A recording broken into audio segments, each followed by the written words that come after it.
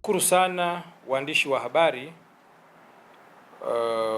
kwa kufika hapa katika ofisi yangu hii hapa kwenye jiji la Dodoma, na nyote mnafahamu kwamba nchi yetu ipo katika kupita mapito mbalimbali ambayo ni muhimu tukaendelea kuijenga nchi yetu, lakini pia kuwajenga Watanzania wenzetu kuendelea kubaki katika msimamo, katika mlengo, katika mtizamo wa kulinda nchi yao na kuhakikisha mamlaka za juu zinaendelea kutimiza wajibu wake kwa wananchi wake, na sisi sote tukiwemo.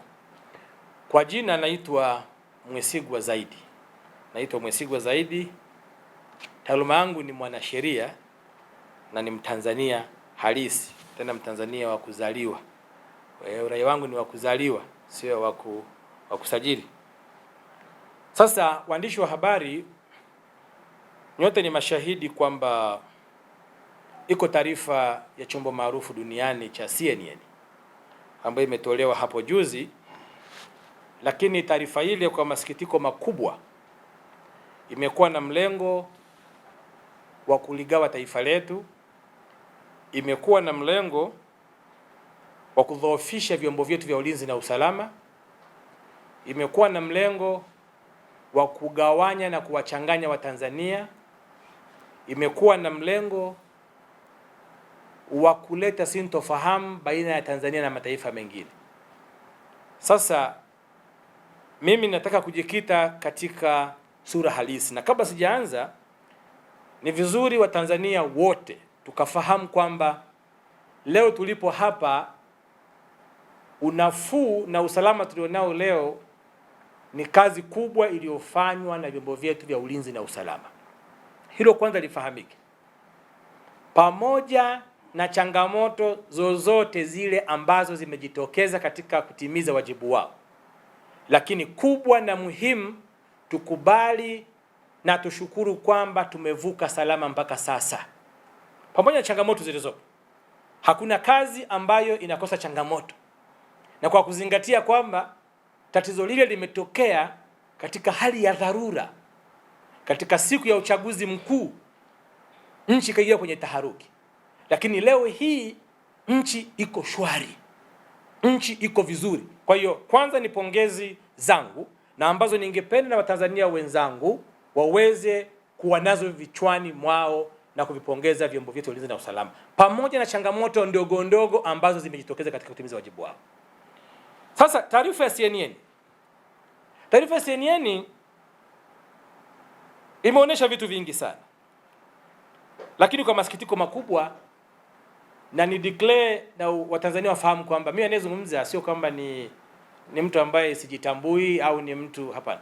Ni mtu nina maarifa na taaluma, dunia naifahamu, nimefanya kazi ndani na nje kwenye taasisi za kimataifa, kwa hiyo nafahamu vizuri sana. Kwanza niwape background ya CNN. Mjue CNN kihistoria na katika siasa za dunia imekuwa ni chombo ambacho kinatumika vibaya. Kinatumika kuchafua nchi, kinatumika kuharibu nchi, kuchochea mapigano katika nchi. Kwa hiyo si chombo cha kuaminika. Ninyi wanahabari mnajua lugha zenu za kutumia. Kinasema si chombo chenye maadili mazuri. Mwaka 1994 CNN ilichangia sana vita na mauaji ya kimbari kule Rwanda. Changia sana. Na iko reported katika ripoti mbalimbali za kidunia. CNN hii imechangia sana vurugu katika maeneo ya Darfur. CNN hii imekuwa ikitoa taarifa za ajabu katika Mashariki ya Kati. CNN hii ambayo ni ya Marekani, makao yake makuu huko, bado inalaumiwa na rais mwenyewe wa Marekani, Donald Trump. Bado anailaumu kwa kuwa na taarifa ambazo ni za uchochezi ambazo haziaminiki. CNN inasema yafuatayo.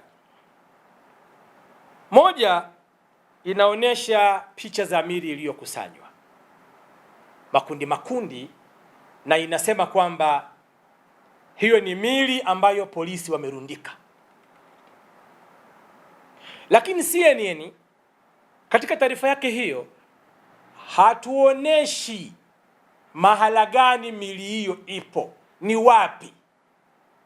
Anasema alikuwa na satellite ambayo ilikuwa ina cover siku nzima ya uchaguzi katika majiji yote, Dar es Salaam, Arusha, Mbeya, Mwanza. Lakini satellite gani haiwezi kutambua eneo. Yeye anasema tu mili hiyo hapo. Na nyinyi mashahidi, hizi picha tumeziona kabla ya hapo kwenye magrupu mbalimbali zikiwemo. Sasa hasemi mili iko wapi. Lakini jambo jingine, CNN amekuwa bias, amekuwa mchochezi katika matukio yale yaliyotokea ya uchaguzi. Vijana walioingia barabarani kufanya vurugu, waliharibu mali za umma, mali za watu binafsi, kupora, wizi na kadhalika. Vitu hivi CNN haoneshi kwamba kuna matukio ya uhalifu yalifanywa na vijana waliojiita waandamanaji. Hapa tunaanza kuquestion, tunaanza kutafsiri nia ovu ya CNN. Chombo cha habari ni kama mahakama, kinataka kutenda kwa usawa, kutoa taarifa kwa usawa. Taarifa yake iko upande mmoja, sasa inakosa legitimacy. Nia na madhumuni ya taarifa hiyo inarudi kutengeneza moto kwenye nchi yetu, kitu ambacho hatuko tayari, na Watanzania wote tusimame imara kupinga hilo. Haoneshi madhara. Ziko picha mnazo, waandishi wa habari, mabasi yamechomwa, watu wanaingia kwenye maduka kuiba Mwanza, wanasomba mali za watu. Havionyeshi na CNN hivyo kama matokeo ya vurugu za waandamanaji ambao walifanya. Hapa nia yake inathibika kuwa mbaya. Lakini CNN ameonyesha, anasema kwamba watu wameuliwa na kuna makaburi yako kaskazini mwa Dar es Salaam. Anaonyesha vimchanga kwenye picha zake. Kama satellite yake ilifanya kazi ya kuona makaburi, kwa nini satellite yake isiwaoneshe watu wakizika hao watu? Tulitegemea CNN ituoneshe media hiyo kwamba hawa hapa polisi wanazika watu hawa hapa, au watu wamebeba bunduki, au watu raia akiwa wanazika watu. Satellite gani inaonyesha upande mmoja tu na watu walishazikwa kwa mujibu wa taarifa yake? Watanzania tutumie akili, tushanganue vizuri taarifa hizi, na mjue kwamba nchi yetu inapiga hatua kiuchumi. Nchi yetu ina miradi mikubwa ambayo inaiendesha yenyewe kwa pesa zake za ndani. Hili haliwezi kupendeza kwa mabeberu wenye nia ya kuchafua nchi na kudhulumu rasilimali za hapa. Hawawezi kufurahia hilo. Lakini taarifa ile ukiangalia, anasema nguvu nyingi ilitumika ya polisi dhidi ya raia. Nilitegemea mimi kama chombo kikubwa cha dunia ambacho kina wataalamu wazuri sana, kingetuonesha basi hata uwiano kwamba tazama, raia mmoja hana silaha, amenyosha mikono, amejisalimisha, polisi 10 wa silaha wanamshambulia. Tulitegemea hivyo ili tuone sasa matumizi ya nguvu yaliyokithiri ya polisi dhidi ya raia. Ndugu wanahabari na Watanzania wenzangu, nyote mlikuwepo na mliona. Mlitegemea jeshi la polisi na vyombo vingine vifanye nini hali ya kuwa umma wa watu umesongamana, unakwenda unaunguza vituo vya mafuta, wanaingia madukani, wanaiba, wanaua watu? Na hapa nitoe ushahidi. CNN kuna raia wameuliwa na waandamanaji. Hasemi upande huo kwamba waandamanaji wameua watu, hasemi. Kwa mfano Dar es Salaam, eneo la Kibo, siku hiyo ya vurugu, dada mmoja ambaye anaitwa Bi Claudia Peter Masawe. Claudia Peter Masawe, mfanyakazi wa Vodacom ambaye alikuwa anafanya duka la Voda Shop Mlimani City pale. Mida saa 11 anarudi, amevamiwa, ameporwa begi lake na wale vibaka, ameuliwa. Tarehe 19 alijeruhiwa, akaumia, akapelekwa hospitali ya Bochi, Dar es Salaam. Tarehe 19 amepoteza maisha. Tutegemea CNN ionyeshe haya kama ingekuwa ni fair, kwamba yako madhara wamesababisha waandamanaji. Lakini tuambizane vizuri, yuko askari mwingine ameuliwa, askari ASP Rajabu, nyumbani kwake maeneo ya Vingunguti pale, na alikuwa ni afisa magereza wa Mbarali, kauliwa. Wanasema huyu ni askari, taarifa zipo. Mbona hii CNN haisemi? Hiyo ni mifano michache. Kama kweli CNN ingekuwa ni chombo cha uhalali, chombo cha nia ya kuonesha madhara yaliyotokea, tulitegemea kionyesha na upande wa pili kwamba haya pia yaliweza kutokea. Huyu mke aliyeuawa na hawa waandamanaji ni mke wa Bwana Anochiche Mgaya. Mke anaitwa Claudia Peter Masawe, mme anaitwa Bwana Anochiche Mgaya. Hospitali ya Bosch 19 pale mtu kafariki, wameenda kuzika kwao kule kaskazini. Lakini CNN anasema kwamba maandamano yanatokana na wananchi hawaikubali serikali yao. Huu ni uzushi. Tulitegemea chombo kama kile cha kimataifa kitupe takwimu, kituambie kwamba kimehoji asilimia ngapi ya wananchi wa Tanzania na asilimia ngapi inakataa serikali yao. Hakuna takwimu, uzushi tu. Amepata wapi? Relevance, uhalali wa taarifa zake ni nini? Nyinyi wanahabari mnajua. Habari ndio na chanzo. Chanzo ni nini? Kawahoja akina nani? Wapi? Na lini kumpa hizo taarifa? Ndio maana nasema CNN ni chombo cha uzushi. Na taarifa yake ni ya uzushi na ipuuzwe. Lakini askari wangapi wameuliwa? Tunakubali katika kutenda jukumu lao, wako raia waliuliwa. Liko wazi hilo. Liko wazi. Swali ni katika mazingira gani? Swali ni je, CNN ilitaka wananchi wamalize nchi nzima waandamanaji, wateketeze nchi nzima Tanzania imalizike? ATM zimevunjwa, sote tumeshuhudia, tunaona kwa macho yetu. Matobo ya ATM yako pale. Mbona CNN haionyeshi matobo ya ATM zilizotobolewa hela zikachukuliwa? Mbona CNN haijawahoji wenye vituo vya mafuta waliopoteza mali zao? Naanza kuona mashaka katika taarifa ya CNN. Hivyo basi, niwaombe wananchi wa Tanzania tuendelee kuamini serikali yetu, tuendelee kushikamana pamoja na changamoto ambazo tumepitia katika uchaguzi huu. Hazitufanyi kuacha uzalendo wetu kwa taifa letu. Halitufanyi kubeza vyombo vyetu vya ulinzi na usalama. Haitufanyi kugawanyika. Lakini tujiulize jambo jingine. Kuna huyu jamaa anayejiita rais wa Gen Z, huyu anasema ni Mtanzania. Tazameni hata anavyozungumza kama robot vile. Alafu Watanzania sisi tunajuana Watanzania jamani. Ukisema Mtanzania tutajua Mtanzania wa wapi. Tuna makabila tunajuana sisi hapa. Hatufukui makabila, lakini tunajuana sisi Watanzania. Hata mtu aliyekaa Marekani miaka 50 hatajulikana ametoka. Mimi ni Mnyambo, mimi ni Mnyambo toka mkoa wa Kagera.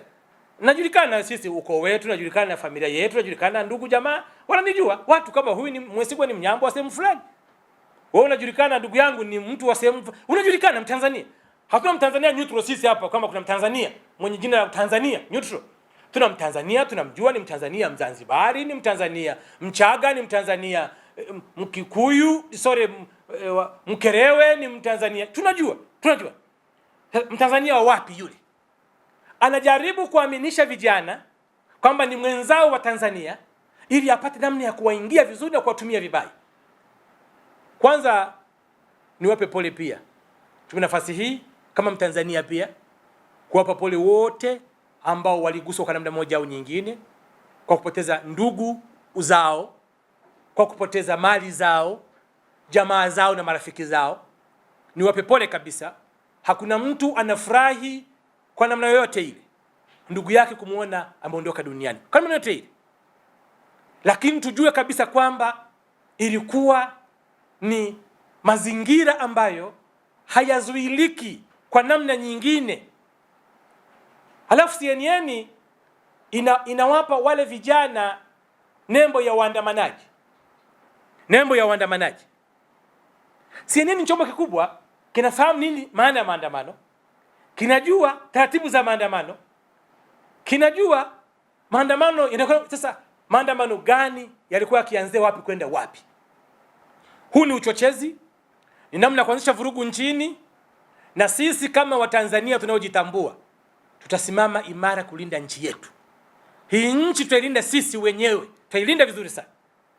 Na niwahimize hata ninyi waandishi wa habari, andikeni habari nzuri, zipo za kujenga jamii yetu, za kuharmonize. Lazima tujengane sasa hivi.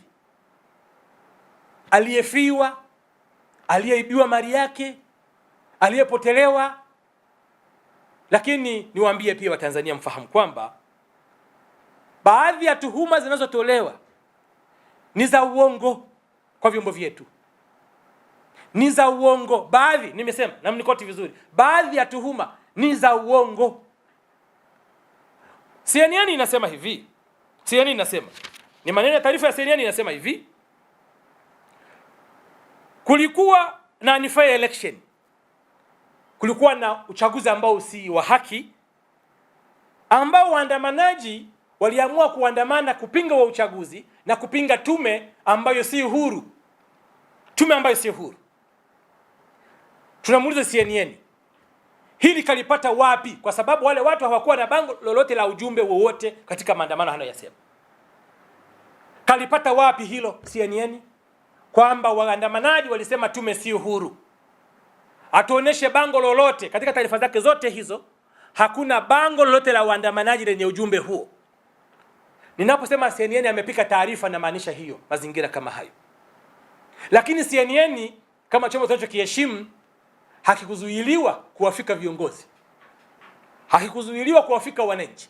Alafu CNN anasema uchumi wa Tanzania umekufa. Anasema CNN uchumi wa Tanzania umeharibika kutokana na maandamano. CNN sio chombo cha kutusemea, sio chombo cha kusemea uchumi wa Tanzania. CNN sio chombo cha kusemea uchumi wa serikali ya Tanzania. Umekufa kwenye item gani? Maana uchumi una categorization. Areas of the economy ziko classified. Sasa anaposema uchumi wa Tanzania umekufa, umekufa kwenye maeneo gani? Hasemi. Na kapata wapi chanzo cha taarifa hizo? Ndio maana anasema CNN taarifa yake ipuuzwe. Taarifa yake ni ya kipuuzi, taarifa yake ni ya kuchochea, ni ya kuendelea kuongeza mgawanyiko kwa Watanzania. CNN sijaona ikisema kwamba, nyote waandishi wa habari mlikuwepo, wiki moja imepita hapa, alikamatwa mtu mmoja mwenye asili ya Kenya na Marekani kwa mujibu wa taifa jeshi la polisi, ambaye alikuwa anaingiza mabomu nchini kupitia kule mkoa wa Mara kule Tarime kule. Sijaona CNN ikisema hilo, kwamba vyombo vya ulinzi vya Tanzania viko kazini, viko active kulinda nchi yake. Yeye anazungumzia vitu vidogo vidogo tu ambavyo kimsingi anazidi kutia moto, kutia petroli ili ionekane kuna ufa mkubwa sana. Mimi siamini, na naamini Tanzania hakuna ufa wa kiasi hicho.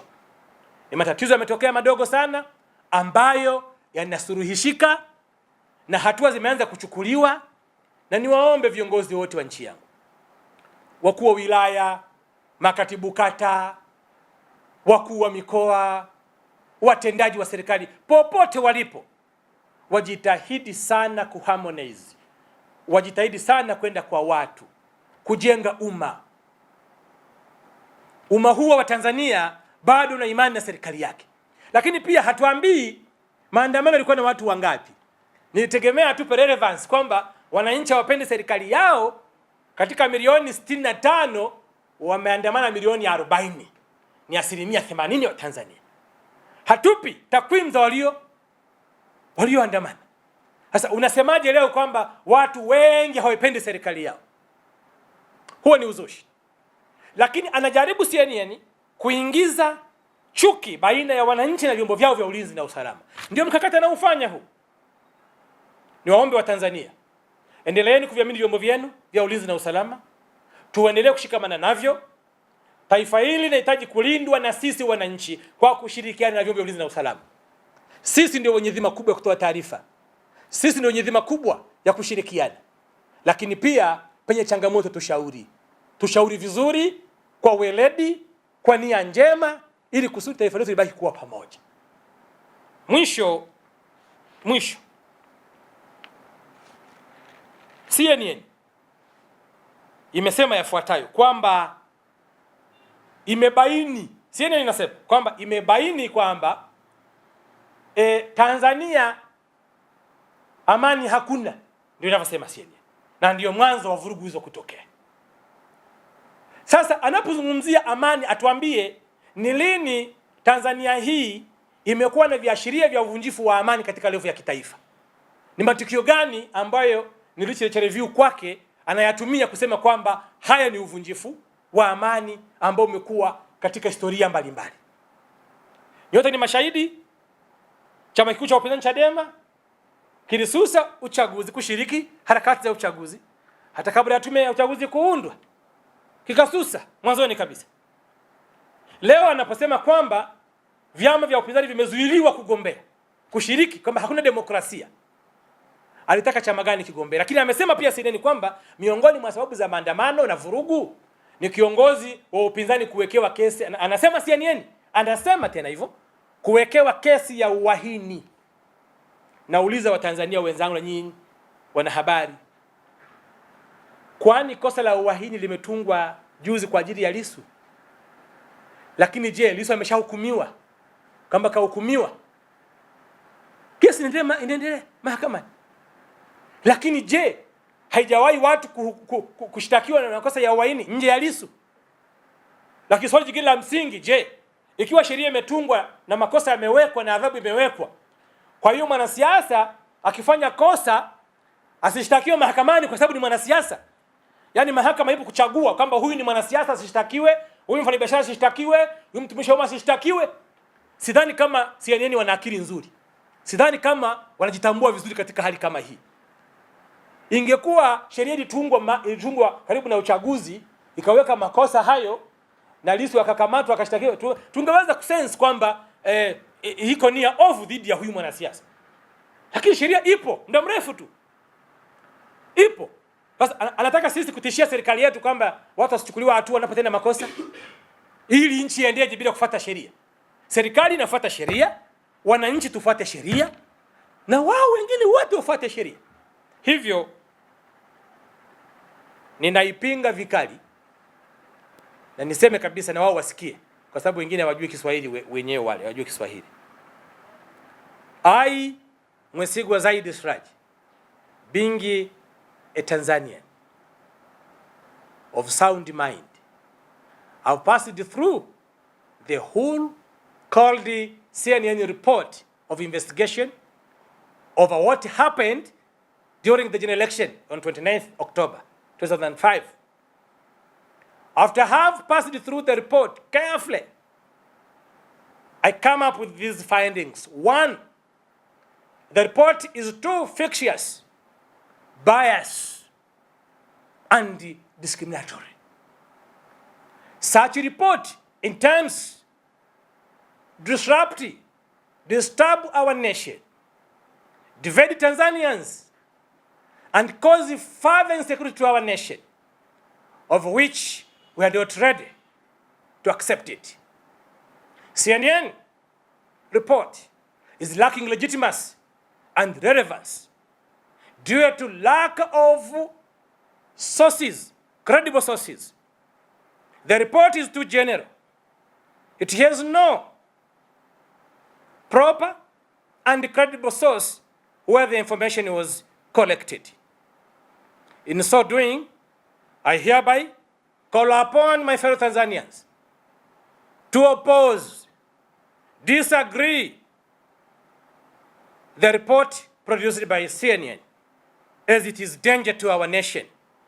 And I hereby call upon my fellow Tanzanians to join efforts, fight against the colonialism, fight against all who lead motions, violence, strikes to attack our nation. I also call upon Madam President Samia Suluhu Hassan to remain stable, to control proper her government, make sure our nation remains safe, as we depend on her to ensure our safety. After so, I hereby call upon all of the medias in Tanzania to join efforts, knowledge, and make sure they collect credible, proper information which are relevant to our nation, which join Tanzanians, which make our nation to shine, internal and external. End of my presentation.